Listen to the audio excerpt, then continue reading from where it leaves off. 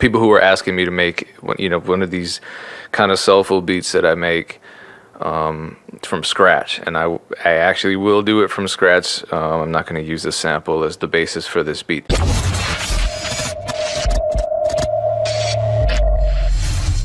Let's be honest, you're not gonna find these videos anywhere else. Why? Because I make them. So it would really help me out if you subscribe. If you've already subscribed, what also really helps is if you like the video and leave a comment. It's hard in the era of clickbait videos on YouTube and negativity in the producer community, and I appreciate your support. Thank you so much. Now my headphones are suddenly starting to pick up radio signals, so there's a song in the right channel right now. Just to avoid a complete disaster and wasting a lot of time, I did play a chord progression earlier, but I'll break it down. It's just piano. Most of my beats, especially the soulful ones, have really simple instrumental foundations, so I stick with kind of basic instruments for these kinds of beats, the kind of timeless instruments like piano, E-piano, Rhodes. So I like laying chords down first, and this first chord I believe is a minor ninth.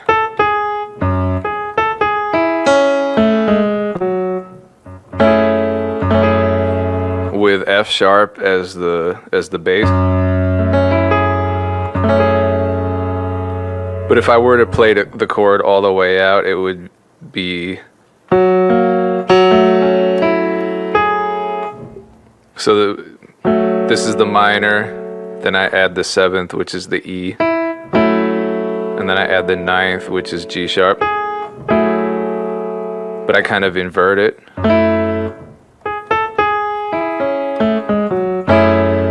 And keep the F sharp as the bass note. It just gives it a soulful feel.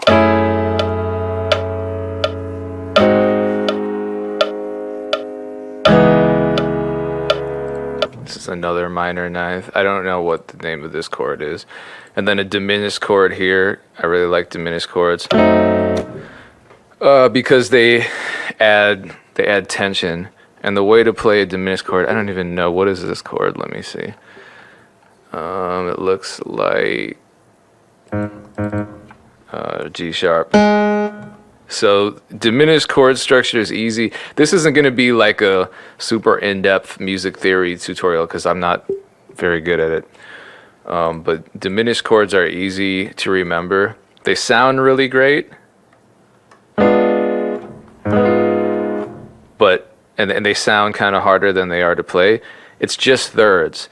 So if the chord I want to play in this case is G sharp, right? I start with G sharp and move up three steps, and then another three, and then another three, and I can just keep going. Wait.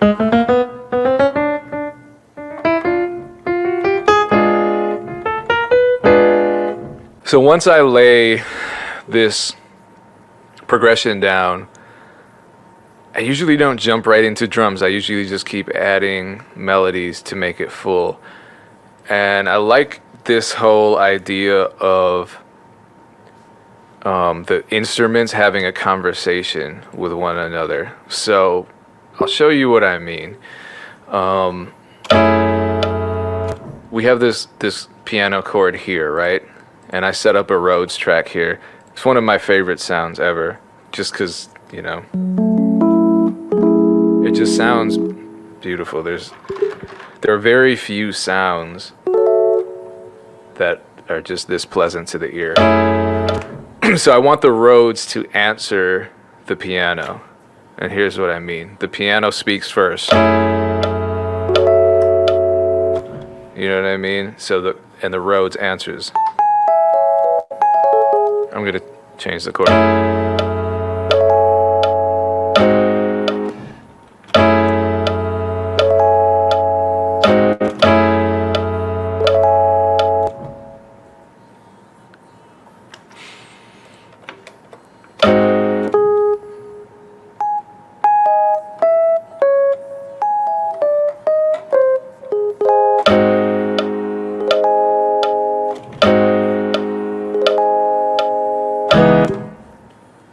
So now the Rhodes answers each time, and I'm step recording because I don't remember my chords. I played these last night.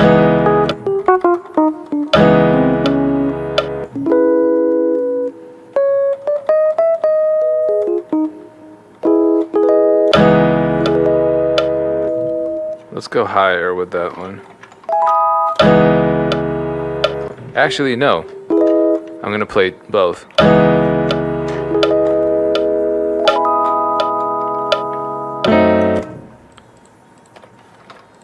Having the pedal really helps. Otherwise, you know, whatever DAW you can use, you can just manually automate the damper pedal. But I have one here. I have an actual pedal that's hooked up to my keyboard. It just makes my life easier.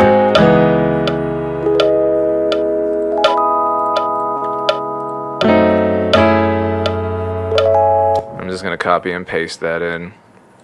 Let me go to my mixing console and turn the Rhodes way down because it's too loud.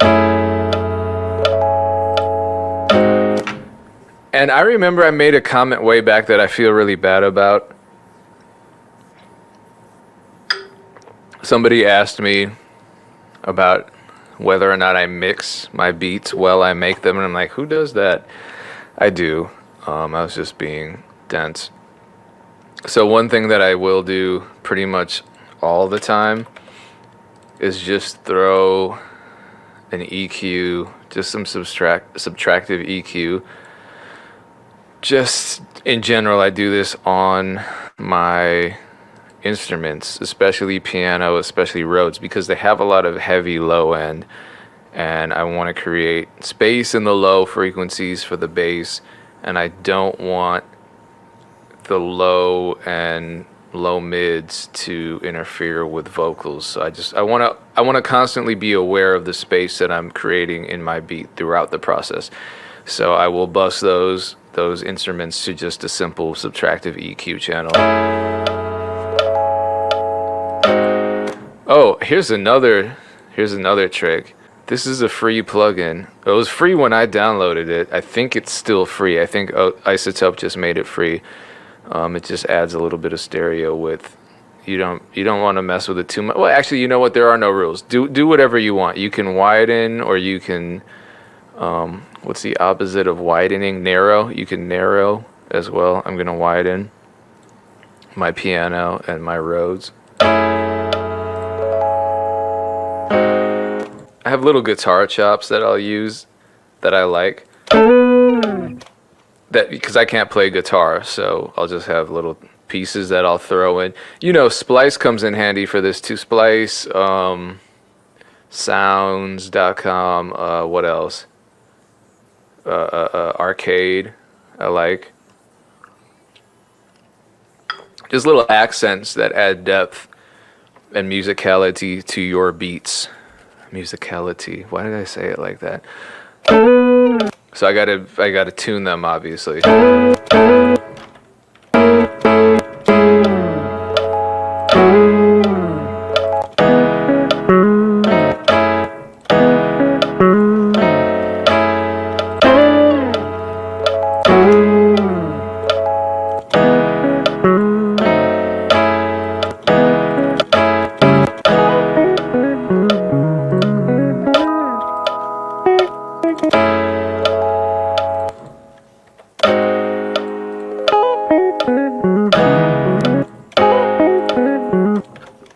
I like that kind of.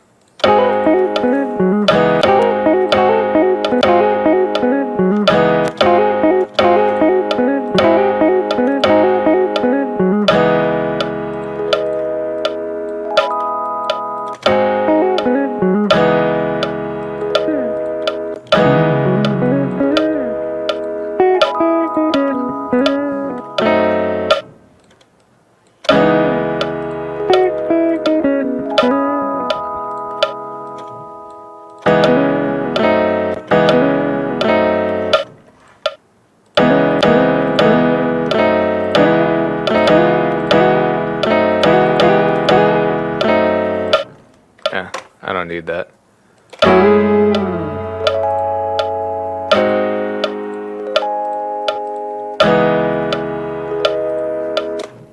Okay, ARPs. Here we go. I love using ARPs, but I like using a very specific kind of ARP, a very specific sounding ARP. So my advice to you, you can do this with any VST pretty much. A lot of VSTs have, I use a super old version of Omnisphere, but, and I just have ARPs that I've saved. They're all based on just synths. So this, you know, like a square lead, a square wave is really useful for this kind of thing. And I'm just going to show you the tricks to the ARP. I'm going to show you different tricks to the ARP, so Bufo can giggle at the word tricks. Shout out to Killer Tame. Shout out to Mr. Watt. Shout out to Sign Beats. I think you pronounce it Sign Beats, or is it Sin Beats? My bad. I've known you for a while and I never asked. Shout out to everyone in the chat. Appreciate you guys.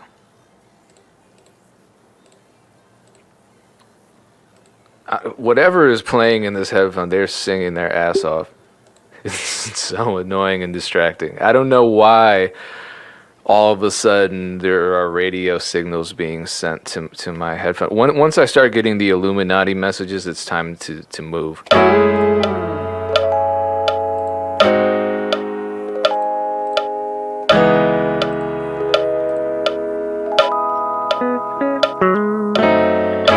Okay, so with the ARP, I figure out the root note, which in this case, this whole beat is in the key. Sorry if that was super loud. I gotta turn that down. The key is C sharp minor. So the root note is C sharp. And I would find some chord in that key to play out. If I'm, so right now what I have in my VST is I have the Arpeggiator activated, and I have it set. I'm gonna set it to a 30-second note triplet. The way I do ARPs, I kind of model them after, you know, the sounds that I hear in 80s R&B. So it's a lot of square leads, a lot of reverb. You know, fat sounding chords, R&B chords. So I could play, you know, any combination of notes within the key of C sharp minor. And it would sound fine. I personally like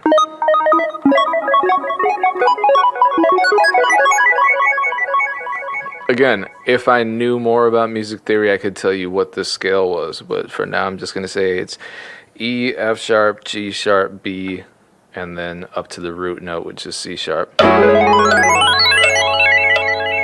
And I think that sounds pretty good as is. And I will just add a ton of delay on it.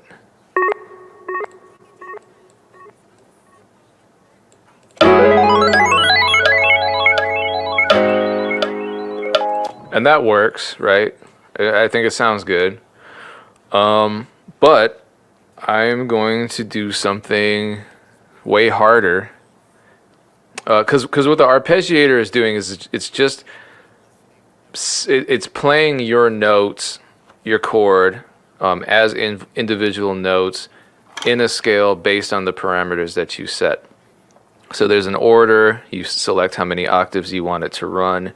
You select the note value, you select the length. Sometimes when you shorten the length, it sounds really cool. It just feels more 80s. But I'm gonna turn the ARP off, and I'm gonna make life harder on myself, but sometimes I want more control over what scale is being played in the ARP. I don't just want a simple upward run or downward run. So like, let's say I want a more complex pattern, like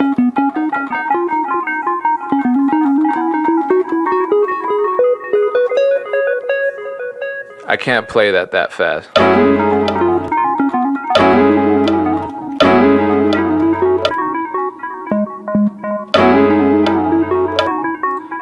So I'm going to play as best as I can, and then I'm going to open the MIDI roll. Some of you go straight to the MIDI roll, and so you probably would have made it easier on yourself. I'm going to use 30-second note triplets to make it really fast, and I'm just going to build. I'm going to build my ARP manually, note by note, brick by brick.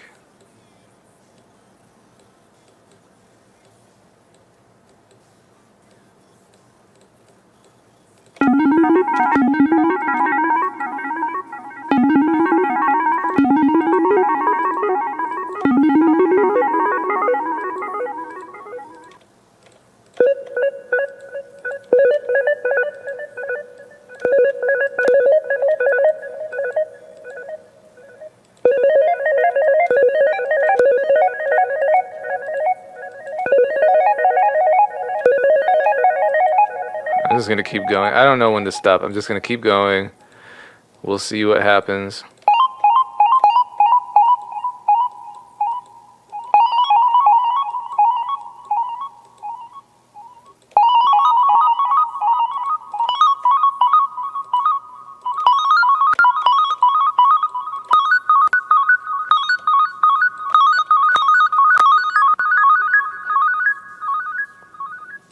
This might be a disaster. Let's listen.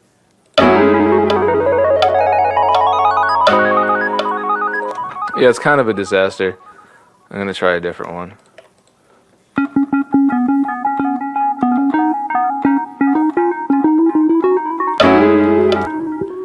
That's what I'm gonna do. I'm gonna play that. You know, you win some, you lose some. I'm not even gonna look at the chat now, because I'm embarrassed of my failed ARP.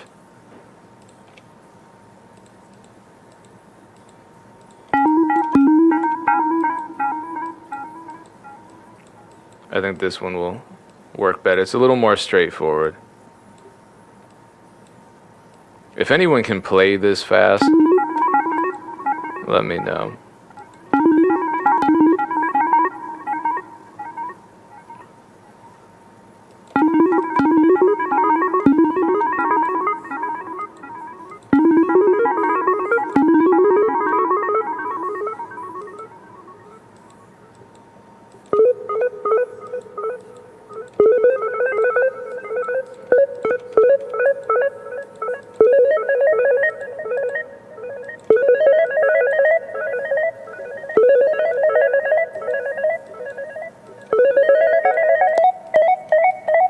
This is the really fun part. Watching me do it. I'm having fun. I hope you are.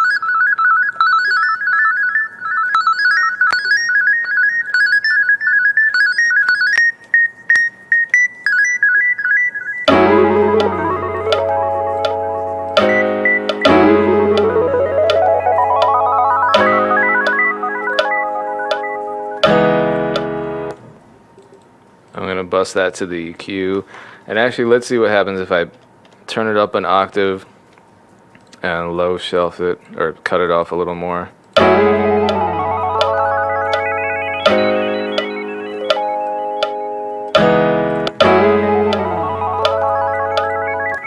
I'm not gonna put that until the second section.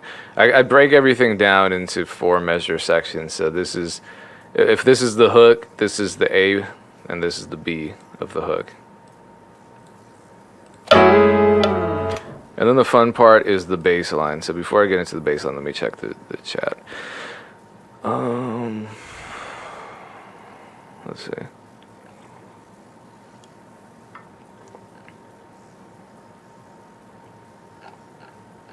Yeah, that is absolutely the best part of making beats by yourself. That's why the whole prospect of making beats live in the studio can be really intimidating, because you're bound to mess something up. But you know, who cares? That's life. We're not robots. Used to scare me too. I don't care anymore. Obviously, because I'm broadcasting this to the world, and then I'm going to re-upload it to my YouTube channel, so potentially thousands of people will see this. So bassline. Where am I at? Bassline, start with the root note of each chord. So if you don't know, just figure out the root note of the chord. I know for this one, it is F sharp. I can go in my MIDI roll and look. I want to select a different sound here. But, so what I found with bass lines is that this is a safe way to start out playing bass lines. Just learn what the root note is for each chord and play that. So I could just play this F sharp for the whole 2 counts of this chord. And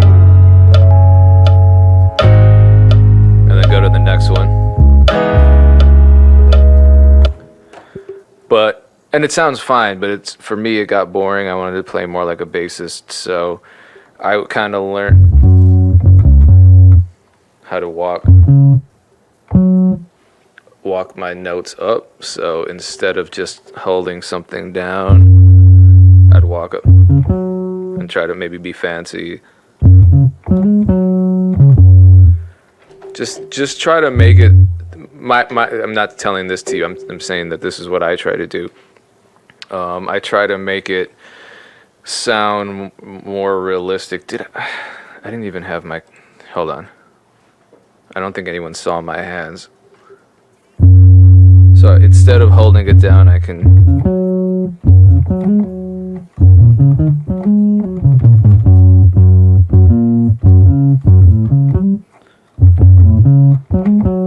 So the more you learn the scale that you're playing in, the cooler the bass line can be potentially.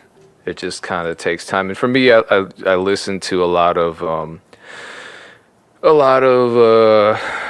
music with live bass, and that kind of set me up to fail because the live bassist can do a way better job. But I did learn some techniques from them, and just kind of listened and said, oh, they walk it up this way. I could try to translate that onto a keyboard and do the same thing. So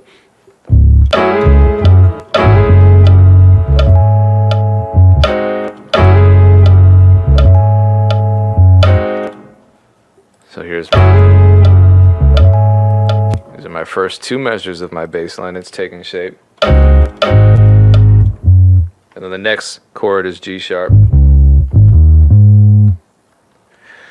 Sometimes you don't know if you're playing the notes right. If you know the key, then you know if you're playing the wrong note. But I'll often just play whatever bass line idea I have in a higher register. So instead of playing down here, I'm going to move up an octave.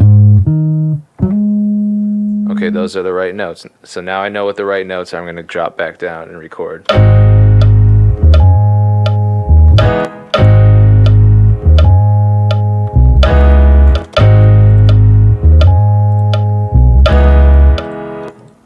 You'll also notice that I'm not quantizing anything.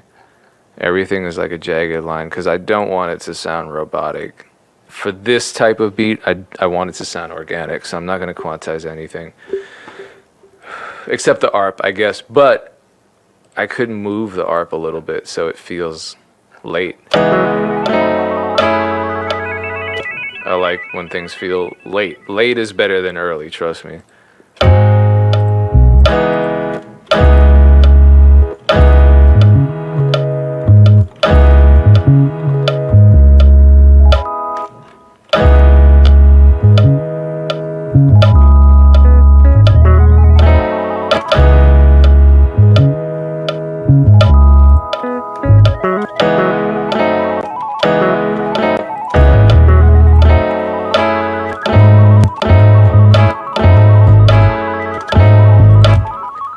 Yeah, I'm recording in steps because again, I'm stressed out by the. I'm not stressed out. I'm distracted by the live aspect of this beat making, so I don't just want to. I just don't want to. My ego isn't that strong yet. I'm working on my level of confidence and security this year. I'm not there yet. I'm only a couple months in. When do you say enough is enough? And for me, I don't want to overdo it, and so I'm saying enough is enough here. With these strings, they're not gonna intrude much on the frequency range in which the vocals would sit. I want to keep it open for the vocals. Ooh, those strings have to be turned down.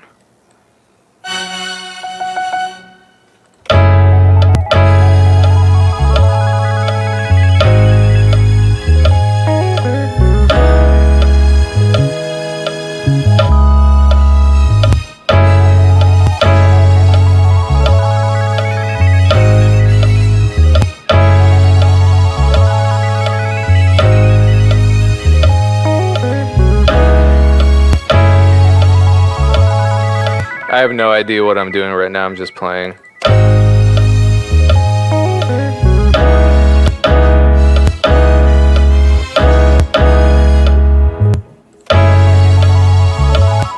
Yeah.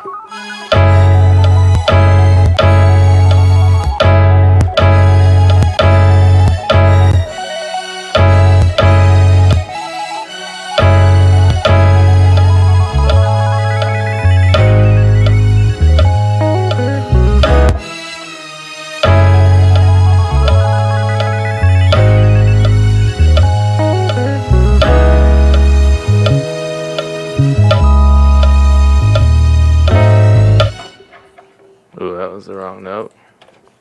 Got to go back up to the G sharp on that. Right?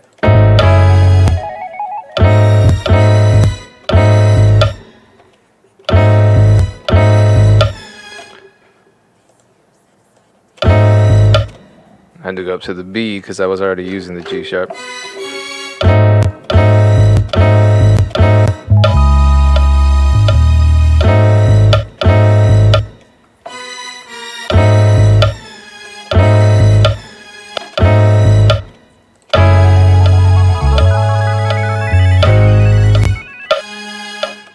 I'm just going to let that note trail off.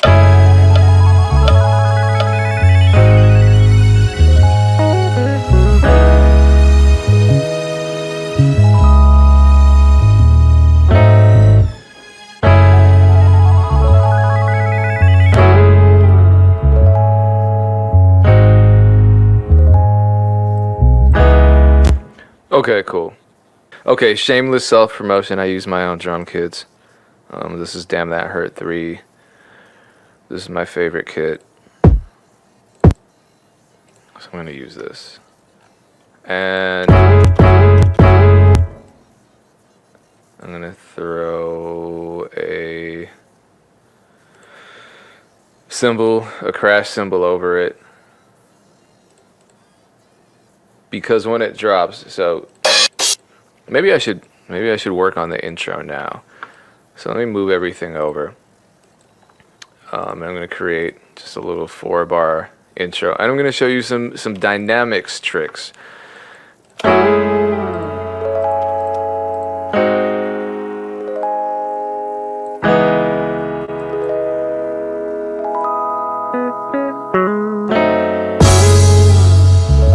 So what I really want is for this part to make an impact. And for this 4-bar intro to really be a crescendo up to that point of impact. There are a bunch of different kind of cheap tricks that I have in up my sleeve that I use. One of them is that you can just kind of EQ on the master. You can use it on individual notes. I'm just going to use this high pass, and I'm going to automate it so that as we get closer to that drop, the frequency range becomes fuller.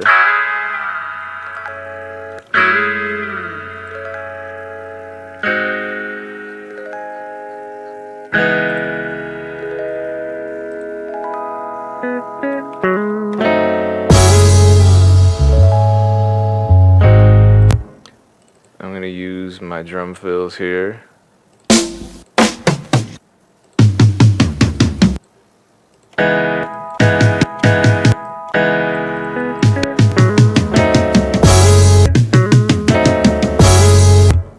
And I'm gonna reverse my cymbal. Oh, and here's another thing that I don't think producers use enough of: silence. I'm gonna cut everything but the toms. That'll really make an impact, I think.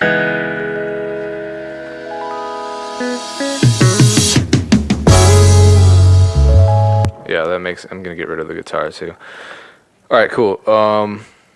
Something else too. Everyone does this. I'm super late on this. I'm gonna bus my kick and my crash both to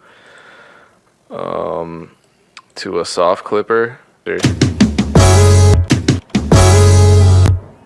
it just sounds loud as hell and really makes it a nice impact. Yeah, I have some melodic one shots in the drum kit also. These kind of help with transitions.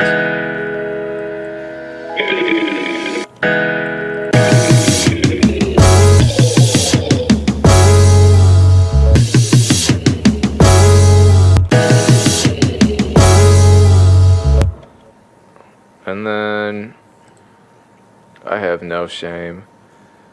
I will use hi-hat loops. I feel like I get a pass because I made these.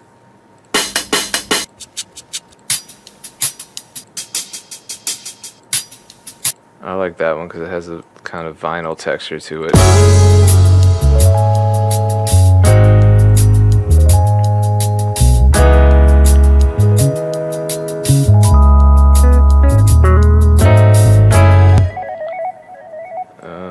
Let's see, I'm gonna grab a snare.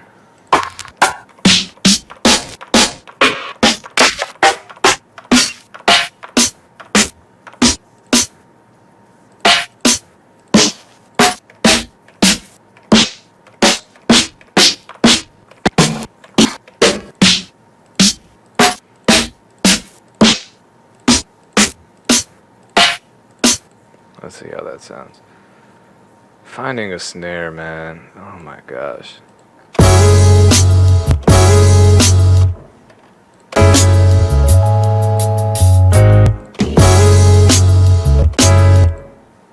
Play with velocity on these kicks. I've heard them called ghost notes. I don't know what to call them. They're just kicks.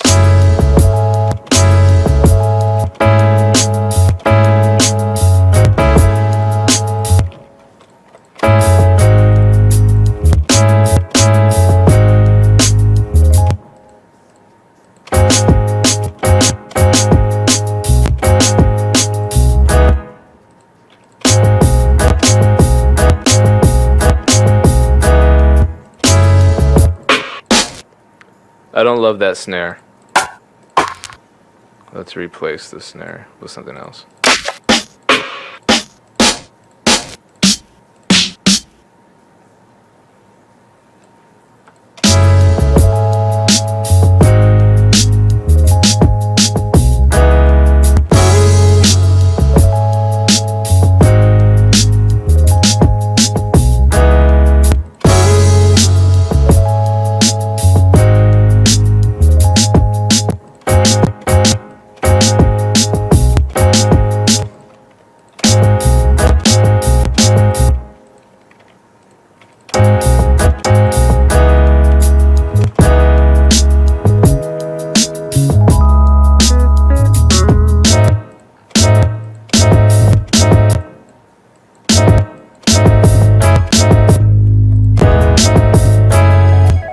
Okay, so now the intro into the actual first section of the beat will sound like quite a crescendo. So that's the dynamic I want to create.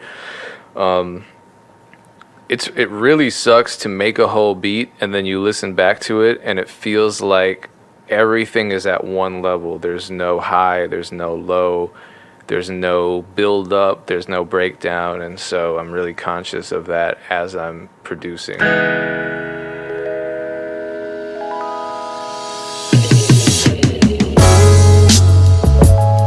Yeah, I like that transition. It sounds like intro, you anticipate a drop, the drop comes in, you're satisfied, you get the bass, you get the drums, you get the crash, you get, you know, some guitar, the hi-hats, everything just comes in and satisfies you.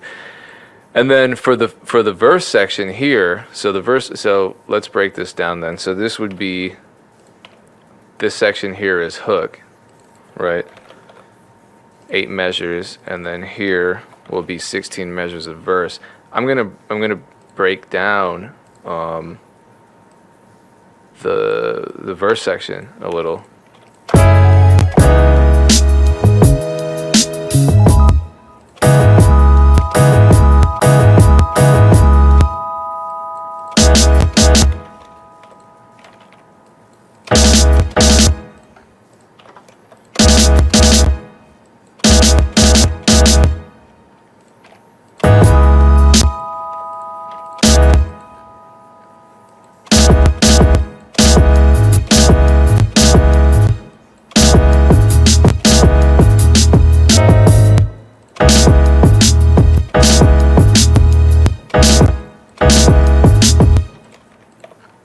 So let's add a fill here.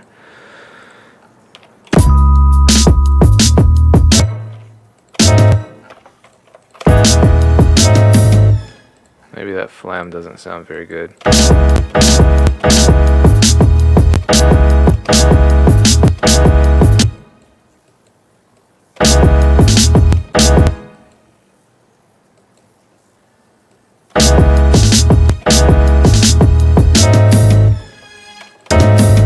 Yeah, I'm not gonna mess with the flam.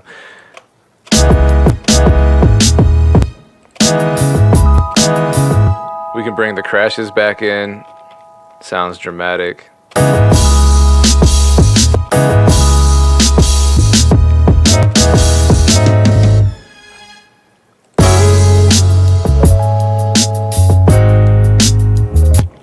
Yeah, so now I want the dynamic to be broken down. And so I'm just going to remove, you know, the harder elements. Bass goes.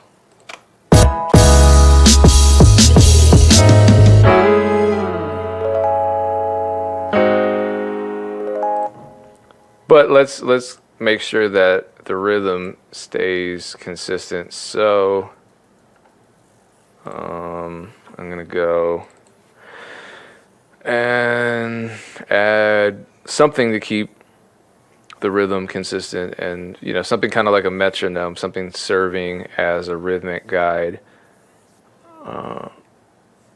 This is my drum kit, right? Yeah, I'm gonna add a rim. Let's add a rim.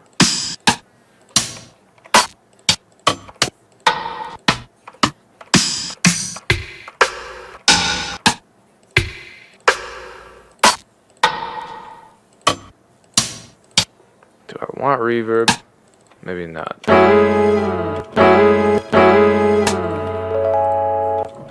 So I'm just going to replace the snare with a rim shot.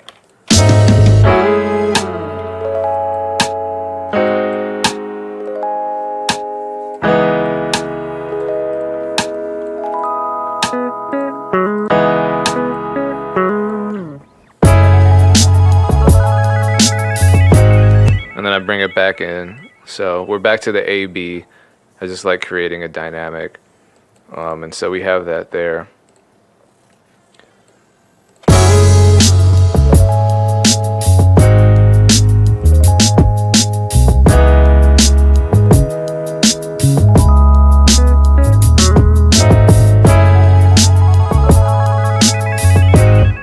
You know what? I'm gonna go back.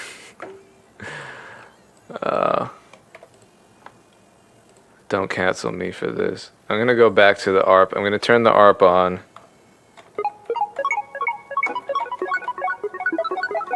And go back to my original ARP.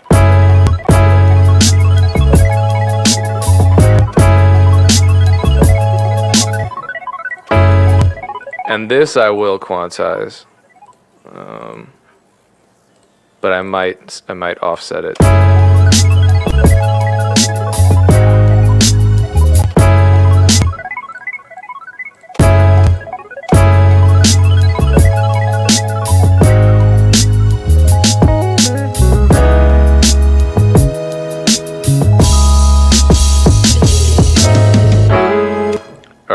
We're down to the last 5 minutes, so let me check the chat.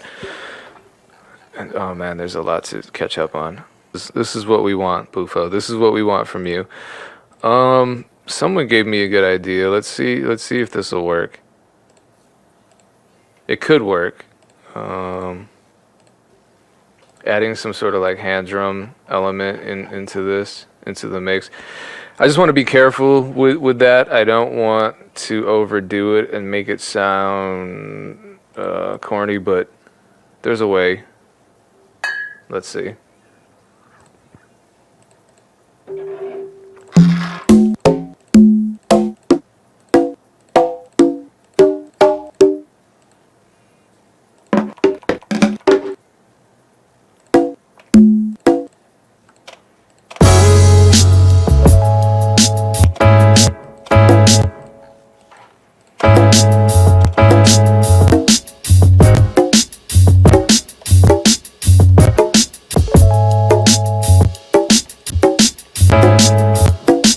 The issue with these is they have tones, so you kind of have to tune them. That one sounds good.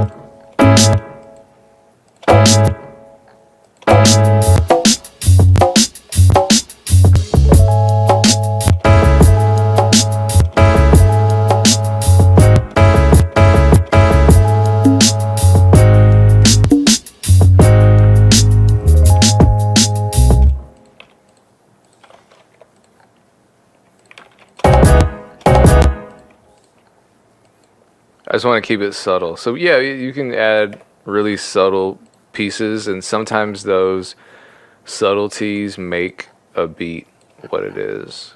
I don't know if that's what I just did. I don't think so, but they sound cool.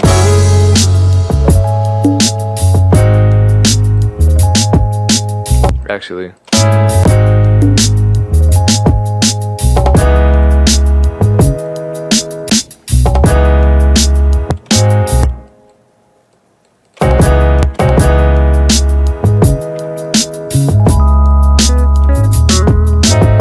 I like that they're just in the background there, and they're not really in your face in the mix. So yeah, right now I have 15 tracks. I'm kind of trying to limit myself to 15 nowadays because I used to be, 60 plus. Everyone is just A&Ring in the chat. Monica and Wale, Alicia Keys, John Legend. Yeah, hell yeah.